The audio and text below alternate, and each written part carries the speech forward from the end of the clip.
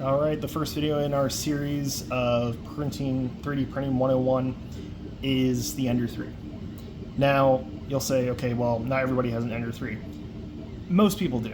Either it's the printer you started on or it's the printer you got.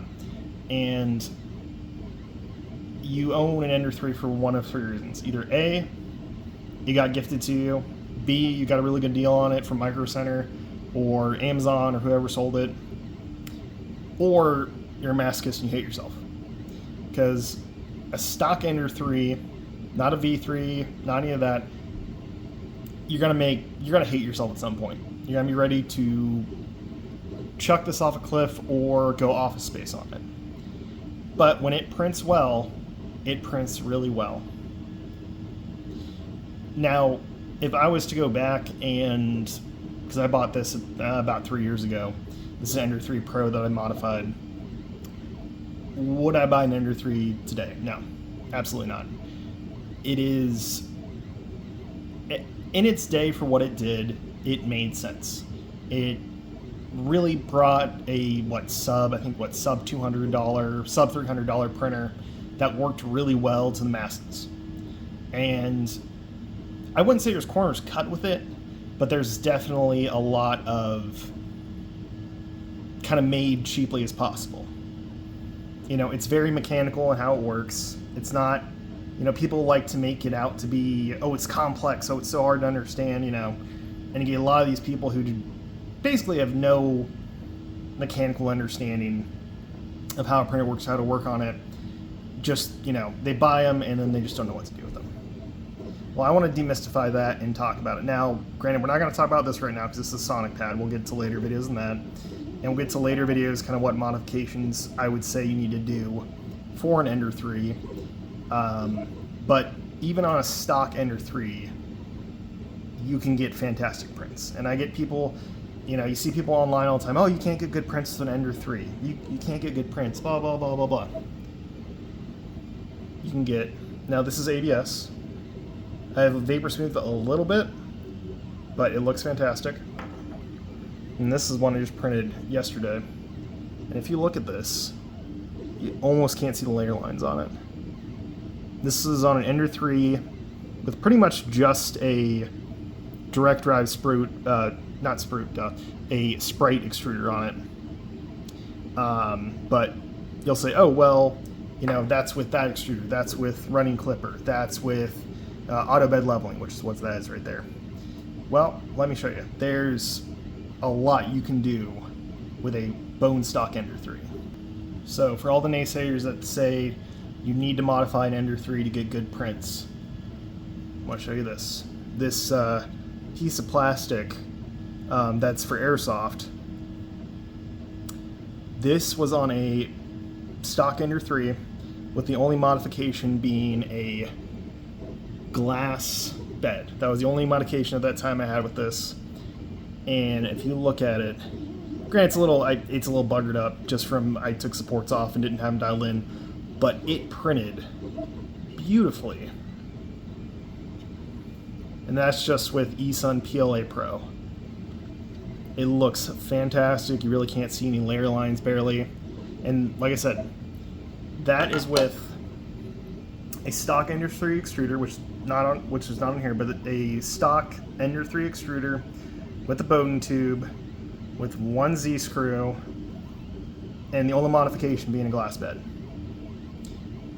So, if you don't want to spend money, and that's a lot of this channel is doing things cheaply, you do not need to do what I've done here. To get great prints, you do not need a Sprite extruder. You do not need clipper. You do not need, you can't see it here, a dual Z screw. You do not need a CR Touch unit. With all out of that, you can get a beautiful, perfect print for basically a $20 upgrade of a glass bed. Now, going back to why you'd buy an Ender 3, like I said, if you love to work on stuff or you love to mod stuff, go and buy an Ender 3. If you want a printer you can mod the layouts out of that is very mechanically simple, go buy an Ender 3. If you don't want to deal with any of that, if you want something that's basically plug and play, don't buy an Ender 3. Because Ender 3 is just, like, I don't even know why I still sell them. It blows my mind that with everything that Creality's come out with in the past couple years, and then with everybody going to Core XY, with a Core XY, most running Clipper, or something like a Bamboo Labs, you know, why Creality still sells an Ender 3 Pro is beyond me. But hey, you know, people still buy them. But in our next video on bed leveling, you know, we'll kind of talk about how you can really get those good prints with this. And really what upgrades I would recommend. Like I said, you don't need auto bed leveling. You don't need a dual Z screw. You don't need a direct drive. If you do want a direct drive, you can do that very cheaply without buying, because the Sprite Extruder is about $100, or you can get some different ones. They're about the same price or less. You can do the modification that does it. But if you don't want to spend any money, you can get fabulous prints. You're just gonna have to work harder for it.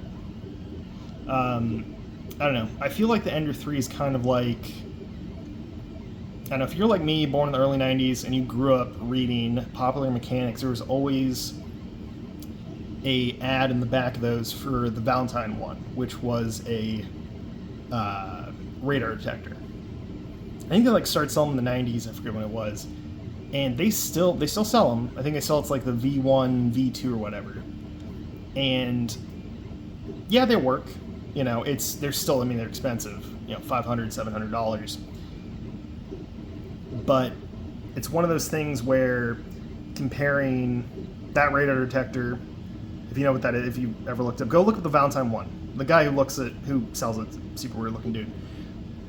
They haven't changed really anything since the 90s. But to get the same capabilities of, say, like an Escort that has GPS lockouts, has phone connectivity, has Bluetooth, all kinds of other crap, it's almost less. So to get all that functionality in a Valentine one, you have to buy a bunch of other extra crap to get it. So it's kind of like that, where you can go from this stock and put everything in it to get, you know, Clipper, run all that stuff, or you can just go buy out and buy a different printer that already has it in it. That's up to you. I would say the Ender 3, like I said, I think people crap on it. I think people, with everything coming out now, it's kind of gone to the wayside, but it is still a very powerful printer, and you can get, like I said, and I've shown you, you can get really good prints, but you have to know what you're doing. I see too often, especially on Reddit, I see online, all these people like, oh, my Ender 3 won't do this or this or this or this or this.